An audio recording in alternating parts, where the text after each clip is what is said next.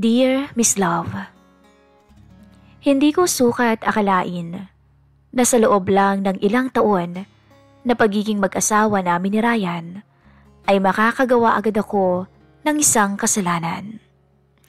Kasalanang magpapabago ng buhay ko. Isa kong pagkakasala ang nagawa ko, hindi lamang sa mister ko, kundi pati na rin sa nanay niya, sa aking biyenan. Kay Mama Celia, dahil pinatulan ko ang bago niyang kinakasama, si Albert. Ako ho si Rona, at ito po ang kwento ng aking pagkakamali. 28 years old na po ako, at 2 taon pa lang nakasal sa asawa kong si Ryan, 30 years old, at may isa kaming anak na babae. Mahigit 1 taon na siyang nasa abroad, at dahil wala pa naman kaming sapat na ipon at para makatipid, dito muna kami tumira sa bahay ng nanay niya, si Mama Celia. 55 years old at isang byuda. Maputi. Kumbaga kahit may edad na ay may asim pa. Kaya nga hindi na ako nagulat nung malaman kong may boyfriend siya. Matagal na siyang hiwalay sa asawa niya. Akala ko nga sanay na itong mag-isa. Pero ngayon, may bago na siyang kinakasama. Si Albert, ang boyfriend niyang mas bata sa kanya ng 9 na taon. Mabait naman si Albert. Laging nakangiti at maayos makitungo sa akin. May itsura din naman si Tito Albert. Malaki nga ang pangangatawan nito at moreno. Wala naman akong nararamdamang kakaiba sa kanya noong una. Hanggang sa dumating ang hindi ko inaasahang pangyayari. Isang gabi na hindi ko makakalimutan at siyang nagbigay sa akin ng dahilan upang makagawa ako ng isang pagkakasala. Isang gabi noon nung dumalaw sa bahay si Tito Albert. Sabay-sabay kaming kumain ng hapunan at pagkatapos ay nahiga agad ako. Hindi ko nga alam kung anong oras na ako nakatulog nung gabing yon. Pagod kasi ako sa pag-aalaga sa anak at sa mga gawaing bahay. Pero bandang 2:00 ng madaling araw, naalimpungatan ako. Hindi dahil sa iyak ng anak ko, kundi dahil sa mahinang ingay na galing sa kabilang kwarto. Una, akala ko nanunood lang sila ng TV. Pero mukhang hindi sa palabas ang naririnig ko, kundi sa kanila mismo. Napabangon ako ng hindi sinasadya. Nakikiramdam, pero mas lumakas ang kutob ko kung ano ang nagaganap. Pinikit ko ang mga mata ko noon, pero hindi ko ito maalis sa isipan ko. Parang ang hirap huminga. Hindi ko alam kung dahil naiilang ako o dahil may kung anong init na gumising sa pagkatao ko. Babae ako, Miss Love. At halos 1 taon na ring wala ang asawa kong si Ryan. Diyos ko, ano ba to? Bulong ko sa sarili ko noon. Hindi ko naman kasalanan na marinig sila. Pero bakit parang iba ang nararamdaman ko? Wala si Ryan. Taon na rin mula nung huli naming pagkikita. Gabi-gabi pilit kong binubura sa isipan ko ang pangungulila, ang kasabikan. Pero ngayong rinig ko ang lahat mula sa kabilang kwarto. Lalo kong naramdaman kung gaano ko namimiss ang asawa ko. 1 oras pa akong nakatulala, nakatitig lamang sa kisame, hanggang sa unti-unti tumahimik na ang paligid. Tumayo ako at uminom ng tubig sa kusina. Baka sakaling mawala ang bigat sa dibdib ko. Pero paglingon ko, halos mabitawan ko ang baso sa sobrang gulat. Si Albert ay nandoon, nakatapis lang ng tuwalya at palabas pa lang ng banyo. Umiwas ako ng tingin dahil naiilang ako. Uy, Rona, gising ka pa pala? Tanong niya na para bang nagulat din. Oo, nauhaw lang ako. Sagot ko na pilit kinakalma ang sarili dahil ramdam kong namula ang pisngi ko. Ngumiti siya.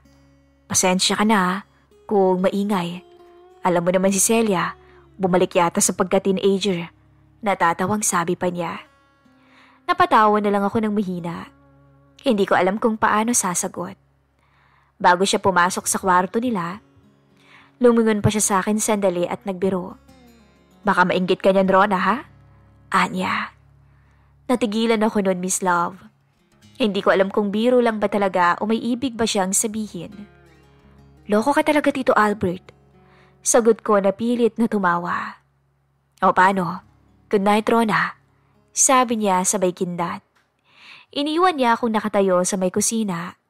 Hawak pa rin ang baso ng tubig. Pagbalik ko sa kwarto, hindi na ako dinalaw ng antok. Ramdam ko ang kaba, ang init na hindi ko maipaliwanag. At sa unang pagkakataon, natakot ako para sa sarili kong damdamin. Sa unang pagkakataon, tinanong ko ang sarili ko. Kaya ko ba talaga na wala ang asawa ko? At hanggang saan naman ang kaya kong pigilan? Kinaumagahan, hindi ko alam kung anong pakiramdam ang nangingibabaw sa akin. Pagising ko, ramdam ko pa rin yung kaba nung gabing yun. Kahit pilit kong inaalis sa isip ko, hindi mabura. Pero kailangan kong maging normal. May anak pa akong aalagaan at may magawain sa bahay na kailangang asikasuhin. Habang naghahanda ng almusal, may narinig akong mga yabag. Si Tito Albert. Pero nang makita ko siya, may ngiti sa mukha niya na iba. At alam ko kung bakit. Alam ko kung ano yun. Good morning, Rona. Body niya. Good morning din, Tito Albert. Sagot ko. Pilit na may kasamang ngiti. Ramdam kong namula pa ang pisngi ko. Ang ganda ng araw, ano? Parang ang sarap mag-relax. Biro niya habang inaayos ang kape niya sa kitchen counter. Oo nga, relaxing. Sabay tawa ko, pero may bahagyang kaba. Hindi ko alam kung natural lang ba. Tumayo siya malapit sa akin. Nakasando lang siya noon, pero hindi yung masyadong malapit. Siya nga pala, pasensya ka na kagabi, ha? Napatingin ako sa kanya. Ha? Ayos lang. Sagot ko. Sure ka ba na ayos lang? Matagal na rin palang wala ang asawa mo. Hindi ka ba nakakaramdam ng lungkot? Gabi-gabi kang mag-isa. Natahimik ako. Malungkot, syempre. Sagot ko. Napansin kong medyo nanginginig ang mga daliri ko. Hindi ko alam kung bakit pero bigla naiilang na ako sa presensya niya. Sana nga normal lang ang araw na to. Pero alam kong hindi na normal dahil sa nangyari kagabi. At hindi ko alam kung bakit hindi maalis-alis sa isip ko ang boyfriend ng binan ko. Sa buong umaga may konting biro siya sa akin. Pero lagi kong nararamdaman yung tensyon sa pagitan namin. Parang may invisible line na parehong ayaw naming tawirin. Natapos ang umaga sa tipikal na routine. Anak ko, gawaing bahay, simpleng mga usapan. Pero sa bawat sandali na magkakatabi kami ni Albert, alam kong nag-iiba ang pakiramdam ko. May something, Miss Love, na hindi ko maipaliwanag. Bago siya umalis noon sa bahay, ngumiti pa siya sa akin. Ingat ka, Rona. Sabihan mo lang ako kapag may kailangan ka na kaya ko namang ibigay. Salamat, Tito Albert. Sagot ko na lang at hindi ko maiwasang tumingin sa kanya ng mas matagal kaysa sa normal. Pagkatapos niyang lumabas, nanatili akong nakatayo sa pintuan. Ramdam na ramdam ko ang kaba sa dibdib ko. Ilang araw na rin mula nung gabing yun, si Albert abala sa trabaho. Kaya halos hindi kami nagkakasalamuha. Pilit kong binubura sa isip ko yung gabing yun, yung narinig ko. Pero sa tuwing naiisip ko, parang may kakaibang init na pumapasok sa dibdib ko. Parang may apoy na hindi ko maapula kahit wala namang nangyayari. Linggo nang dumalaw siya, kasama yung mga katrabaho niya. May dala silang mga ilang inumin at mga pulutan. Parang nagkaroon sila ng mini gathering sa terrace. Pagpasok nila sa bahay, nakangiti silang lahat kay Mama Celia. "Good afternoon po, ma'am." Bati ng mga kasama niya. Sabay ngiti. Hinalikan pa ni Albert sa pisngi si Mama Celia. Kaya naman nagkansyawan pa ang mga kumpare nito. "Ayos lang ba, mahal? Dito muna kami magiinuman." "Ayos lang. Pero wag masyadong maingay ha. May bata." Paalala pa ng biyanan ko. Medyo nagbibirong tono pero seryoso din. "Oo naman, promise." Sagot pa ni Albert dito at agad na bumitaw. Ang mga kasama niya sa terrace ay nag-umpisa ng mag-set up ng inuman. Habang abala ang mga katrabaho niya sa pag-aayos, naiwan na kaming magkaharap ni Albert. Hindi kami nag-uusap, pero ramdam ko yung tensyon na para bang pareho naming alam, pero pilit naman naming tinatago. Nakita ko siyang ngumiti ng bahagya at tumingin sa akin. Para bang may sinasabi ang mga mata niya kahit tahimik lang naman kami. Napangiti ako. Natural, pero ramdam ko kung gaano kabilis yung tibok ng puso ko. "Ang init ngayon, no?" Sabi niya, tipong casual lang. Pero alam kong may ibang ibig sabihin. "Oo nga eh, sobrang init," sagot ko. Sa bawat halakhak ng mga katrabaho niya, napapalingon ako sa kanya. Parang may magnet na hindi ko maipaliwanag. Sa unang pagkakataon, ramdam ko na hindi lang simpleng tingin ang nangyayari sa pagitan namin. May ibang emosyon na dahan-dahang sumusulpot. Habang nagpapatuloy ang gabi, nagkakaroon kami ng mga palihim na sandali. Pagtinginan sa isa't isa, ang bawat simpleng kontak ay nagiiwan ng kakaibang kiliti sa akin. Pagkatapos pa ng ilang oras, nagpaalam na sila kay Mama Celia. "Salamat po, ma'am, sa hospitality. Babalik kami ulit," sabi ng mga kasama niyang katrabaho. "O siya, sige. Mag-iingat kayo ha. Nakainom kayo." Wika pa ng binan ko.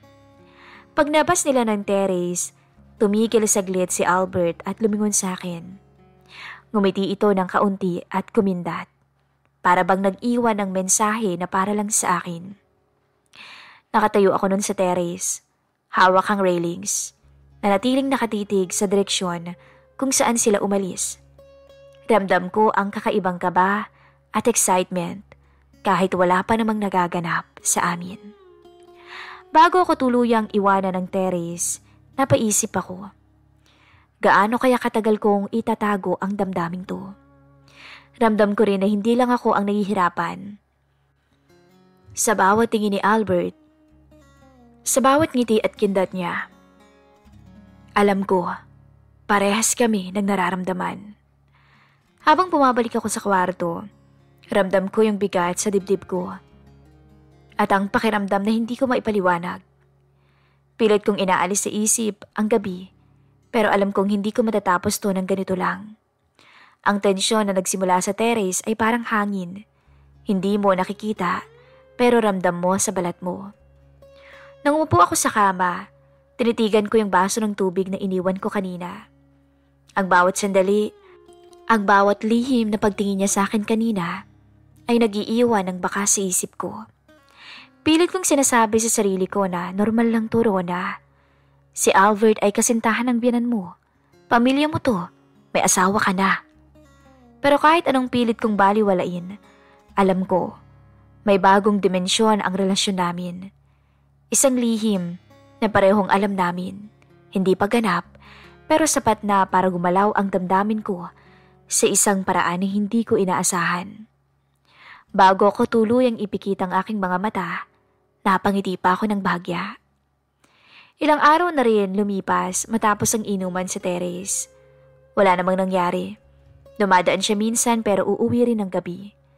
Ngunit isang araw, nang magkasakit at nilagnat ang biyanan ko, saktong pumunta siya noon, kaya naman siya ang nag-asikaso sa kanya. Siya ang nag-alaga sa biyanan ko. Nagpainom ng gamot, nagpakain, at minsan ito na rin ang nagluluto ng lugaw para kay Mama Celia. Pero kinabukasan, pagdating ng gabi, doon na nangyari ang bagay na kinakabahala ko. O mas tamang sabihing hinihintay ko.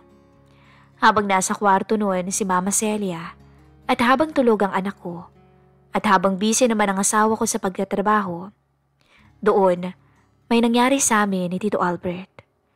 Isang simpleng hapunan lang yun. Sabay kaming dalawang kumakain. Ngunit ramdam na ramdam ang kakaibang tensyon sa pagitan naming dalawa. "Kumusta ka?" Tanong niya sa gitna ng katahimikan. Ayos lang," sagot ko. "Kailan balik ng asawa mo?" Patuloy pa niya. "Matagal pa? Siguro 2 taon pa?" Sagot ko. "Matagal pa nga yun. Buti hindi ka nalulungkot, no?" "Nasanay na rin siguro ko." Sagot ko pa. "Alam mo, Rona, alam kong ilang araw na rin tayong nagkakailangan at alam kong ramdam mo ang nararamdaman ko. Kung kailangan mo ng tulong ko, kahit isang beses lang, pag hindi mo na kaya, sabihan mo lang ako, Anya. Hindi naman malalaman ni Celia at lalong hindi naman malalaman ng asawa mo." Sagot pa nito, para bang nagbibiro lang. "Ano ba naman yung sinasabi mo? Alam mong bawal at mali yan. Kahit na alam kong may tensyon sa pagitan natin, mali na makaramdam tayo ng ganito." Sagot ko sa kanya. Hindi naman natin sisirain ang relasyon natin sa kanila. Tutulungan lang kita na maibsan ang lungkot na nararamdaman mo. Dagdag pa niya. Tumayo ako at nilagay ang pinagkainan ko sa lababo. Sumunod siya sa akin. "Pasensya ka na kung ano-ano yung mga sinasabi ko sa'yo." Sabi pa niya habang nakangiti. "Ayos lang," sagot ko. Pero natigilan ako nung humawak siya sa bewang ko. "Hindi mo ba alam, nung una pa lang kitang nakita, gusto na kita. I mean, ang ganda mo, ang sexy, para kang hindi nanganak." "Tito Albert, Albert na lang. Huwag mo namang hintayin sumuko ako. Ayokong magkasala sa asawa ko at ayokong magkasala kay Mama Celia. Ilang beses ko bang sasabihin sa'yo na hindi naman nila malalaman, Rona? Alam ko, babae ka, nangangailangan ka, at alam ko, naiinggit ka kay Celia." Mula sa pagkakahawak sa bewang, unti-unti siyang lumapit at doon naganap ang bawal. Hinalikan ako ni Albert noon, Miss Love. At ang halik na iyon ay mas lumalim. Hindi ako nakapagsalita, hindi ako nakapag-react. Hindi ko siya pinigilan. Kasi alam ko sa sarili ko na gusto ko rin. At mula sa kusina, napunta kami sa sala. Hindi sa kwarto naming mag-asawa. At lalong hindi kami sa kwarto ng biyanan ko, kundi sa may sofa. Sa sahig, pilit naming pinunan ang pangangailangan namin. Ang pangangailangan ko. Alam kong mali, pero pag nasa ganong sitwasyon ka na, Miss Love, hindi mo na maiisip ang tama at mali. At lalong-lalo na hindi mo na mapipigilan ang sarili mo. Kasi tama na masarap ang bawal. Hanggang sa hingal kaming pareho na darating ang sukdulan. Lumipas ang mga araw at linggo. Ilang beses pang naulit yon. Patago, sikreto. Sa banyo minsan at sa kwarto namin mag-asawa minsan. Ramdam ko yung bigat ng ginagawa namin ni Albert. Hindi lang basta kasalanan. Ito ay lihim na sumisira sa tiwala at katahimikan ng pamilya namin. Minsan nga naiisip ko, paano ba namin naulit yung ganito? Alam naman naming mali. Pero alam ko rin sa bawat pagkakataon, may dahilan. Pagod, lungkot, at kakulangan ng atensyon ang lagi kong dinadahilan. Ilang buwan na rin na may lihim kaming relasyon ni Albert. Sa simula, akala ko kaya kong kontrolin ang damdamin ko. Ngunit habang tumatagal, lalo itong lumalalim. Bawat sandali na magkasama kami ay puno ng tensyon at sabik. Alam kong mali, ngunit hindi ko mapigilan ang sarili ko. Ang bawat haplos at halik ay nagiiwan ng bakas sa puso't isip ko at naaadik ako doon. Ngunit dumating yung araw na kinakatakutan ko. Sabi nga, walang lihim na hindi nabubunyag. Nahuli kami ni Mama Celia sa kwarto. Akala kasi namin ay matagal siyang wala. Ngunit bumalik siya nang hindi namin inaasahan. At nung makita niya kami, ramdam na ramdam ko yung galit sa mga mata niya. Hindi niya ako sinampal. Bagkus, si Albert ang sinaktan niya. Galit na galit siya noon. At dun ko naisip yung bigat ng hiya at ng pagkakasalang nagawa ko. Ang kanyang mga mata ay puno ng galit at pagkabigla. Hindi ko alam kung anong gagawin ko noon. Sa isip ko paulit-ulit kong sinasabi, paano ko makakalabas dito ng maayos? Anong gagawin ko? Ang bawat takbang ko palabas ng kwartong yun ay napakabigat. Ramdam ko ang bawat galaw ko. Halos bawat takbang ay punong-puno ng hiya at panghihinayang. Lihim niya rin kaming kinuna ng litrato at pinadala sa asawa ko na nasa abroad. Nung tumawag sa akin si Ryan, ramdam na ramdam ko yung galit niya, yung pagkabigo sa boses niya. Hiyang-hiya ako noon, Miss Love. Hindi ho ako pinalayas ni Mama Celia. Pero si Albert hindi na muling bumalik pa. Ang problema ko lang, kahit nandito pa rin ako sa bahay ng biyanan ko, nawala na yung saya.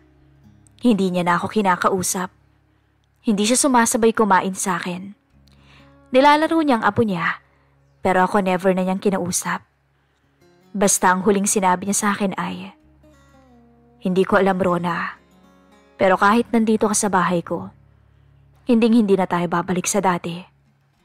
Ramdam ko yung bigat ng bawat salitang binitawan niya noon. Kung ako lang, palalayasin kita dahil sa ginawa mo sa akin.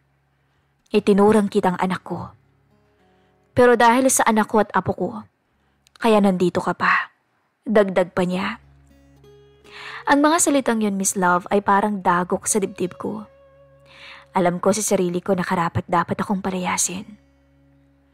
Habang iniisip ko yun, tumawag ulit yung asawa ko. Ramdam ko na agad yung kaba sa dibdib ko. Ang bawat saglit ay napakabigat. "Hintayin mong makauwi ako, tsaka tayong dalawa mag-usap ng personal," sabi niya sa telepono. Ramdam ko yung galit at sakit sa bawat titik ng boses niya. "Hindi ko alam kung ano yung ginawa mo, kung anong nangyari sa'yo. Hindi ka ba nahiya kay Mama?" Dagdag pa niya. "Lalo na sa akin. Ganyan ka ba kalandi? Para pati boyfriend ng iba patulan mo, ha?" Ang tanong niya ay parang pabaon na puot sa puso ko. Halos hindi ko matanggap yung bigat ng katotohanan na nasira ko yung tiwala at pagmamahal niya. Sa loob ng bahay, pinilit kong inayos ang sarili ko. Para sa akin, para kay Ryan, para sa anak namin. Pero ang bawat pag-iwas ni Mama Celia sa akin ay nagpapaalala ng lalim ng aking pagkakasala. Hindi ko alam kung babalik pa kami sa dati. At hindi ko rin alam kung anong mangyayari sa pagbabalik ng asawa ko. Kung tuluyan na ba kaming maghihiwalay o makakaya pa naming ibalik sa dati ang lahat. Ang kawalan ng katiyakan ay ang siyang nagpapahirap sa bawat araw ko. Paulit-ulit kong iniisip ang lahat ng naging desisyon ko. Ang pagkakasala ko, ang pagtalikod ko sa tama. Naiisip ko nga na sana pwede ko pang ibalik yung nakaraan. Na sana mas pinili ko yung tama. Ngunit ang nakaraan ay hindi na mababago. Ang nandito na lang ay ang responsibilidad na dapat kong harapin dahil sa epekto ng aking mga ginawa. Sa katahimikan ng gabi, madalas akong nagmumuni-muni. Naiisip ko lahat, ang pagkakamali ko at ang sakit na dinulot nito sa pamilya ko. Ang alaala ni Albert ay mananatiling paalala ng tukso at mali na aking pinili. Walang kasiguraduhan ang aking bukas. Hindi ko alam kung maayos pa ang pamilya namin o tuluyan na itong masisira sa pag-uwi ng asawa ko.